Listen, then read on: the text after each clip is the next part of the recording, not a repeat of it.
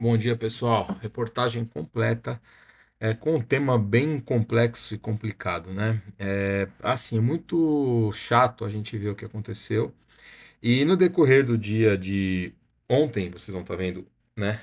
Então é ontem, no caso hoje, que eu estou gravando, né? Dia 30, a gente vai ter a notícia aí que já foi feito o bloqueio, e inclusive vão bloquear VPNs, estão proibindo os brasileiros disso. Isso é uma insegurança jurídica do maior tamanho que pode existir.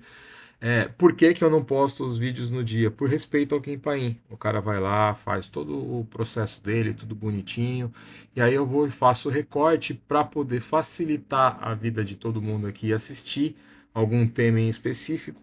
Então eu não acho justo pegar no mesmo dia que ele fez e vir e subir para a internet. Pode ser que em algum momento faça? Pode, mas por enquanto vamos tentar não fazer.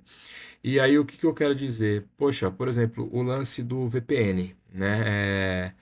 Poxa vida, se existir uma empresa de VPN aqui hospedada no Brasil, com CPF, com CNPJ, tudo bonitinho, tudo feito aqui, ela vai ser proibida de operar. É, olha o quanto afeta, né, as coisas. Olha o prejuízo que vai gerar para essas empresas ou para quem utiliza o VPN e tudo mais. Mas vamos deixar o Kim Paim explicar, falar. E, inclusive, essa pergunta que foi feita aí na thumbnail aí do vídeo, ela é uma pergunta muito pertinente, né? Aí tem gente que vai falar, não, mas a Ambev e Americanas tem representante aqui, não sei o que, não sei o que tem, mas são acionistas iguais, né?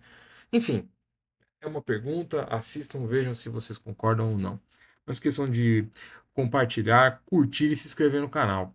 No início desta semana, recebemos uma ordem do ministro Supremo que congela as finanças da Starlink e impede a Starlink de realizar transações financeiras naquele país.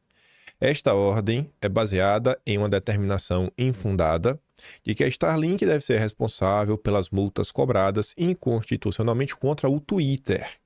Ela foi emitida em segredo e sem dar à Starlink qualquer um dos devidos processos legais garantidos pela Constituição do Brasil. Pretendemos abordar o assunto legalmente. Hoje, a Starlink está conectando mais de 250 mil de clientes no Brasil, da Amazônia ao Rio de Janeiro, incluindo pequenas empresas, escolas, socorristas, entre muitos outros. Estamos orgulhosos do impacto que a Starlink está causando em comunidades por todo o país e a equipe da Starlink está fazendo todo o possível para garantir que seu serviço não seja interrompido. Vocês vão ver que a gente vai falar sobre algumas matérias que estão falando sobre a questão do devido processo legal. E não vai ser nenhum direitista, bolsonarista que está falando sobre isso. Vocês vão entender. E essa questão de bloquear o Starlink por conta do Twitter. Mas vamos lá. Ele está falando da importância da Starlink, de ajudar, né, pessoas do Amazonas ao Rio, diversos grupos diferentes. E o Estadão confirmou isso ao longo do dia de ontem. Decisão do ministro contra Starlink afeta a empresa com 215 mil clientes, incluindo as Forças Armadas. Não é pouca coisa. Representante de empresa de satélite vê risco de apagão de internet de Elon Musk como consequência de bloqueio de contas determinados pelo ministro. Isso aqui é sério. No início até achei que era um cara mais à direita, que ia falar, o cara de direita aí que tá falando, botando assim uma pressão, pra dizer, não bloqueia aí não, porque se bloquear vai dar ruim, né? Tentando fazer pressão. Mas o cara realmente tem um ponto. Até porque o cara é da área, ele sabe do que ele tá falando. Mas veja só, né? A decisão do ministro afeta a principal empresa de internet via satélite no Brasil, com a base de 215 mil clientes, incluindo as Forças Armadas e escolas públicas. Aí o Estadão foi falar com esse cara, que é o presidente do Sindicato Nacional das Empresas de Telecomunicações por Satélites, o Sindichat, o Fábio Alencar. E ele avalia que um bloqueio de contas bancárias prolongado, se for um bloqueio prolongado, esse bloqueio pode impactar os serviços da Starlink no Brasil, porque não é só o bloqueio de recursos. Você parar para ver, ele fala responsável pelas multas, tá? Ele não colocou aqui, deixa eu ver se está na do Valdo Cruz. Bloqueou as contas. Porque aqui não foi só o bloqueio dos recursos financeiros, inclusive de realização de operações. Não é só o bloqueio de bens, como o bloqueio de operações. Isso está em outra matéria lá na frente. E qual é o ponto dele? Eu diria que por enquanto não afeta, mas pode afetar, se for um pouco prolongado. Se as contas continuarem bloqueadas, elas perderão a condição de receber e efetuar pagamentos. Isso afetaria a operação em geral, pois os fornecedores poderiam parar de prestar os serviços contratados, como a própria operação dos gateways. Gateways são estruturas físicas com a tecnologia necessária para que usuários naveguem com a internet dos satélites. Segundo Alencar, a Starlink tem mais de 10 gateways no país. Estes gateways devem estar instalados em localidades alugadas pela Starlink. Se eles não pagarem o aluguel, a luz ou o pessoal de manutenção, por exemplo, o sistema para. O Elon Musk falou, cara, a gente vai continuar aqui disponibilizando serviço, não precisa pagar nada, de graça e tudo mais. Mas e aí? Ele vai... E os fornecedores dele? Será que o pessoal vai falar, não, estamos aqui em prol da caridade. O índiozinho do Amazonas, olha, eu vou trabalhar de graça para você, Elon Musk. Entendo aí que essa decisão prejudica as pessoas e nós aqui também vamos dar nossa parcela de contribuição. Será que isso vai rolar? Vamos continuar. Sobre essa questão de apoiar diversos grupos diferentes, né, de diversas pessoas, Andresa Matais, lá do UOL, que era do Estadão, defesa defende manutenção de contrato com Starlink de Elon Musk. Defesa aqui é o Ministério da Defesa. O Ministério da Defesa informou ao Congresso que o rompimento do contrato com a Starlink do empresário Elon Musk poderá acarretar prejuízo para o emprego estratégico de tropas especializadas. Você pode deixar a segurança nacional relativamente em risco. Veja só como são as coisas. O tipo de decisão que foi tomada ontem. Só que aí tem um ponto que é ainda mais crucial, que é o que o Valdo Cruz não contou. E que boa parte da imprensa, ao relatar sobre isso, talvez toda a imprensa, eu não consegui achar uma nota no Brasil dos grandes veículos, dos grandes portais de comunicação abordando este assunto, é que o Elon Musk, ele não é dono, ele é acionista. O SpaceX, que é da Starlink, e o X, que é o Twitter, são duas empresas completamente diferentes, com acionistas diferentes. A constituição societária totalmente diferente. Eu possuo cerca de 40% da SpaceX. Então essa ação absolutamente legal do ditador pune indevidamente outros acionistas e o povo do Brasil. A briga está crescendo no ponto que está trazendo várias pessoas para o meio da confusão. E teve algumas pessoas falando de quem seriam, né, os supostos sócios e pessoas que têm aí ações das empresas do Elon Musk. Confusão garantida. Aí, pegando desse pressuposto, que só 40%, pressuposto não, né? Esse é um fato, só 40% é do Elon Musk, cerca de 40%, vamos aqui primeiro dar uma olhada. Essa matéria da Raquel Landim. Veja a preocupação da militante. Ministro morde isca de Elon Musk ao ameaçar tirar o Twitter do ar tão perto da eleição. Essa é a preocupação dela. Essa é a avaliação de políticos da esquerda, da direita, fontes do governo federal e também de especialistas ouvidos pela coluna. O Brasil é um mercado relevante para a plataforma, mas está longe de ser a principal fonte de receita. Nesse cenário, alguns milhões, a mais ou a menos, não parecem fazer diferença para o bilionário. É daí que vem a avaliação de que o ministro mordeu a isca. Talvez os executivos do X se preocupem com a imagem que o banimento da rede no Brasil vai passar para os reguladores americanos e europeus, já que por aqui estamos numa democracia. A democracia é pujante e acachapante, né, Raquel? É uma democracia, Bonil, o Twitter, tá bom. Mas até essas comparações entre países vão ser utilizadas pela direita, pois o Brasil não estará em boa companhia. Os países que já baniram o Twitter, como nada, o País Vermelho, Mianmar, Rússia, Irã, Coreia do Norte e o Brasil, né? A decisão do ministro também é polêmica, porque prejudica não só a empresa, mas todos os usuários da plataforma. A interrupção dos serviços do X atrapalha o funcionamento de pequenos negócios, campanhas de marketing e, principalmente, interrompe o importante meio de comunicação para uma fatia dos brasileiros. Esse último é o ponto mais importante de todos. YouTube é uma rede muito bacana. Inclusive, eu tô aqui todo santo dia. Eu acho que você poder fazer um vídeo, você explicar, você trazer vários conteúdos, isso é importante. Só que a troca de informação entre duas pessoas e conseguir, assim, algumas informações rápidas, né? Não tem igual o Twitter. A treta tá sempre lá. E de lá sai para outras redes. Aí você se aprofunda, né? Lá você vai tendo... Se você usar ao longo do dia, você não vai saber de tudo, mas você vai saber um pouquinho de cada coisa.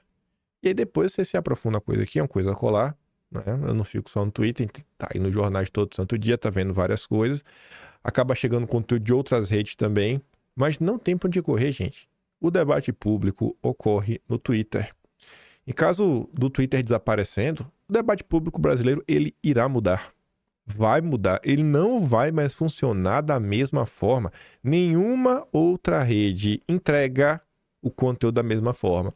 De alguém falar uma coisa, a pessoa dá um RT, cai na tua timeline, né, no teu feed de notícias que tu vê, o cara pega, comenta, joga, a coisa vai girando numa velocidade, num fluxo sem igual. A troca de informação, ela é muito grande. A forma como ele foi concebido. Não tem como você reproduzir isso. Em vídeo você tá vendo a opinião de uma pessoa, depois a opinião de outra pessoa. Ainda que a pessoa que você esteja assistindo, tipo eu, lhe mostre, né, o que está acontecendo, a opinião de várias pessoas, especialistas, jornalistas. Igual o Twitter não tem. É uma ferramenta crucial para o debate público. Você está basicamente restringindo o debate público brasileiro. O Twitter é a principal ferramenta de debate entre pessoas em todos os países ao redor do mundo. Mas assim, de disparado. De disparado. Mas querem mania, né? Porque não tem uma representante legal no Brasil. Minha Nossa Senhora. Ai, tô triste, sabe? Vou ser honesto pra vocês. Eu fiquei triste, assim. Falei, cara, o Twitter é bom demais. Eu vou poder continuar utilizando, porque eu não tô no Brasil. Mas, pra ler quem? Quem que vai estar lá? O pessoal tá falando, vou baixar a VPN. E se tiver proibição de acessar com VPN? Não tem como pegar 200 milhões de brasileiros. Mas... pega aí os perfis grandes que falarem, vai lá e pega. E os perfis pequenos, pega ali uns 2, 3 para Cristo, para dar o exemplo. Nessa brincadeira aí, você fica fazendo isso daí por uns 3, 4 meses, todo mundo desiste de usar. É uma situação lastimável. Do ponto de vista político, é uma bomba para o campo progressista às vésperas das eleições municipais e um presente para a direita. Se o ministro efetivamente cumprir a ameaça, a extrema-direita ganha um megafone para gritar censura em todas as demais plataformas. Candidatos como Pablo Marçal, que já está empatado na liderança com políticos tradicionais na corrida para a Prefeitura de São Paulo, tendem a ganhar ainda mais fôlego nas disputas. Políticos de esquerda, ouvidos pela coluna sob a condição de anonimato, dizem que o Supremo está enclausurado e perdeu a conexão com os desafios reais do país e as mediações que isso exige. Agora a situação fica na dependência de um certo bom senso do Musk em preservar suas operações no Brasil, só que ele não é exatamente conhecido por ter bom senso. Eu fiquei surpreso com essa informação da Raquel Landim, né? Políticos de esquerda falam, cara, os caras se perderam, a galera perdeu a mão. Mas vamos voltar para falar da questão dos 40%. Do Elon Musk não ser o dono completo. Esse rapaz aqui, lindo rapaz, né? Aquela foto profissional, André Roman, ele é o CEO da Atlas Intel. Aquele instituto de pesquisa que o Lula adora. Então, é um cara acima de qualquer suspeitas, né? É chefe de um grupo respeitado pela esquerda. Aí ele compartilha ali a nota da CNN que fala assim, ó, punição de empresas da mesma propriedade por irregularidades é comum no Brasil. É muito comum, diz o especialista. Não, é muito comum acontecer isso. Já é não, né? Será que já é? Será? Tem que botar o será. É uma pergunta. Será que isso aqui já não é imprensa? Tentando passar um pano. Aí, André Roman, o lulista, apenas falta o detalhe crucial. As empresas, neste caso, o X, né, que é o Twitter e Starlink, não têm os mesmos acionistas e, portanto, não são da mesma propriedade. Que tal bloquear as contas da Ambev para pagar a fraude das Americanas?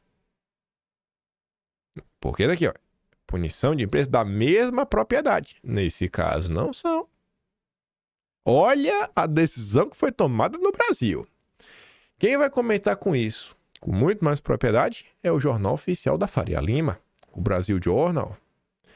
Ministro vai atrás da Starlink para punir Musk. As consequências são preocupantes. A queda de braço entre o ministro Elon Musk se aprofundou nesta quinta-feira, transbordando para outra empresa investida de Musk e atraindo uma atenção negativa para o Brasil, com mais questionamentos sobre a segurança jurídica do país. A gente também vai falar sobre isso. Aparentemente usando como base o conceito de grupo econômico, o ministro determinou o congelamento de todas as contas da Starlink no Brasil, além de proibir a companhia de realizar transações financeiras. Aí você entende o que o cara lá do sindicato estava falando. Cara, se esse bloqueio for prolongado, não vai conseguir pagar o aluguel, os gateways, a manutenção. Vai dar ruim, vai ficar sem internet. E não são 215 mil pessoas, são 215 mil antenas. Tem antena que é para uma escola inteira. A gente vai prejudicar as criancinhas? Vai prejudicar as Forças Armadas como um todo? Colocar o Brasil numa insegurança? Enfim, né?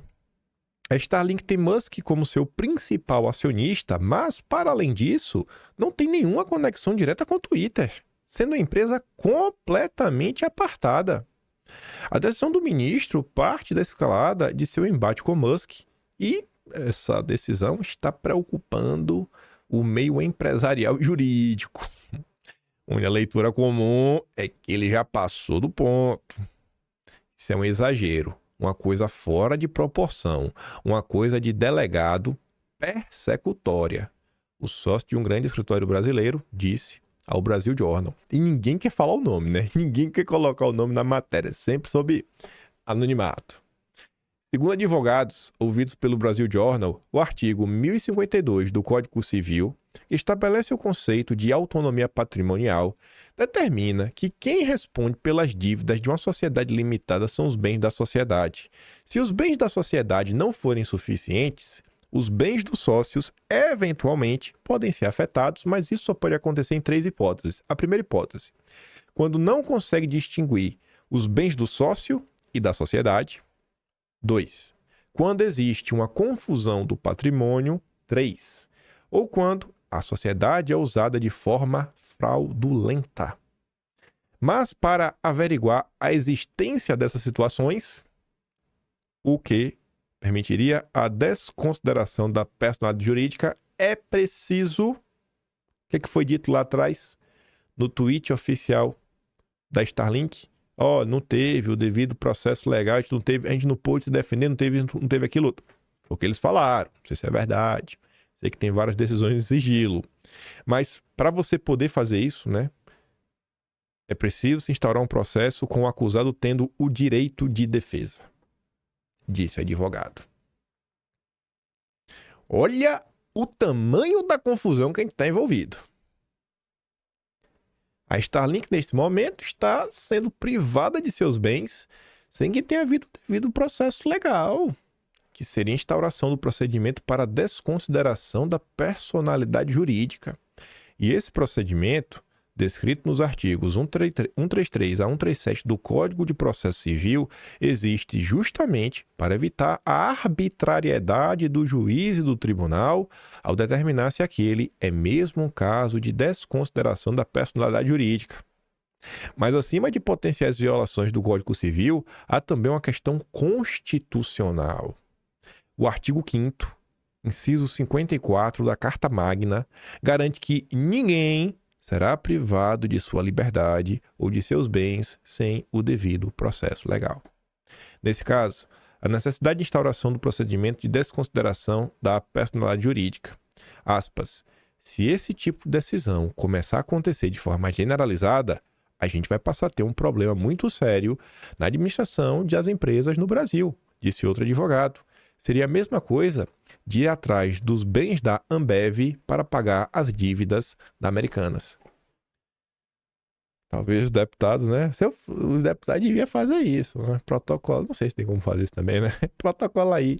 Aí, com base nessa decisão aqui, requeremos confisco de bens da Ambev para pagar dívida da América. Ia ser lindo.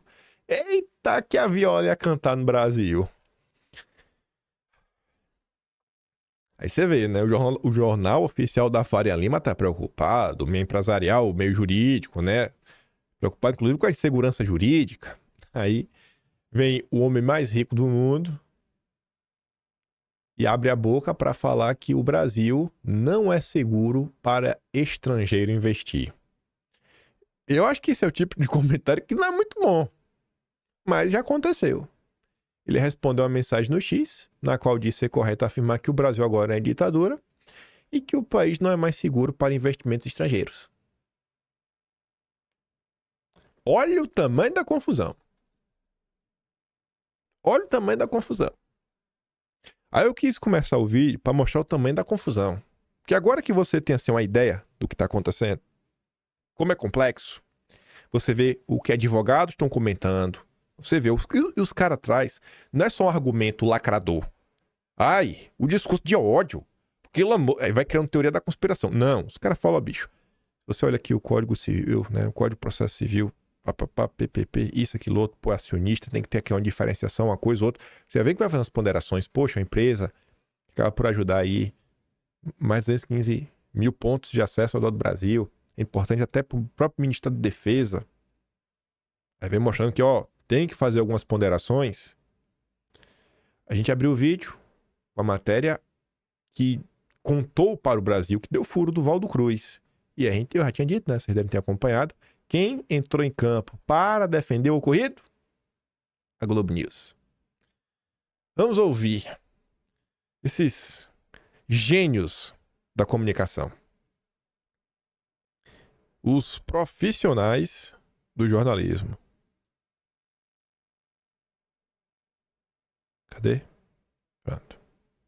Conflito entre Alexandre de Moraes e Elon Musk, que pode ter consequências inéditas, sem precedentes, por exemplo, o cancelamento do funcionamento da rede, uma medida radical e drástica, não sei se vai por aí, mas se acontecer, é algo que terá repercussão internacional e acho que o mundo precisa encarar de frente os problemas decorrentes do que eu falei aqui. Está muito livre, leve e solto. Liberdade de expressão não é liberdade de agressão.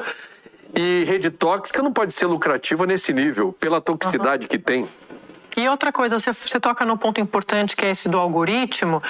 Não só ele te sugere pessoas ou, enfim, postagens, conteúdo que você não quer lidar, com os quais você não quer lidar, como, Trigueiro, eu fico pensando isso, os ataques, porque assim, todo mundo está sujeito a crítica se você trabalha com o público. Isso é uma coisa. O que acontece na rede social não tem nada a ver com crítica. É ataque, é agressão, ameaça. É abaixo da linha da cintura. Eu fico pensando se essas pessoas teriam coragem de reproduzir esse tipo de comportamento, de comentário, se encontrassem com você em público. Isso não acontece. Então, assim, eles usam também essa rede social tóxica, essa turma radical, como escudo, porque são covardes, né? Essa é a minha opinião. São covardes que se escondem atrás ali de 140 caracteres, não sei mais quantos são, mas para atacar as pessoas. Que coisa, do que a gente está falando? Então, o ministro Moraes fala o tempo todo, não é terra sem lei, não é terra de ninguém. Eu concordo com isso. Só que, repito aqui, a narrativa que pode ser que seja criada a partir do que acontecer dessa briga aí, duelo de gigantes, pode ser que seja uma extensão, sim, uma prorrogação do que eles fazem o tempo todo. Olha lá, estão tentando censurar, olha lá, estão tentando proibir o conteúdo. Eu acho um debate que tem que ser feito com muita transparência, com muita comunicação bem feita, para chegar a mensagem exatamente como foi a decisão. Tem que traduzir, sabe tecla SAP? Senão fica essa coisa, cada um diz uma coisa e até você conseguir corrigir a rota disso, já são outros 500. Tem que traduzir, né? Será que a Globo fez questão de traduzir a primeira decisão do dia, que o Valdo Cruz deu pela metade sobre a própria Starlink? Aqui tá falando do Twitter. Esse é o jornalismo profissional. Crítica para eles, a possível, é como o Samuel Puncher fez ontem. O Sam Puncher, né? Aquele cara que recorta vídeo pro Metrópolis. Ele botou, tem alguns colegas que confundem jornalismo com assessoria de comunicação. Aí eu deixei um comentário, eu falei, Sam, cita a Globo pelo nome, irmão. Cita a Globo. Não, se você soubesse, tem pessoas na Globo que pensam como eu, etc. Eu falei, então, qualquer generalização é burra. Aí eu respondi assim, eu falei, então, campeão, não é pra generalizar. É pra você ser o mais específico. O específico ao extremo. Cite o nome. Fala aqui, ó. Essa pessoa fez isso. Não faz.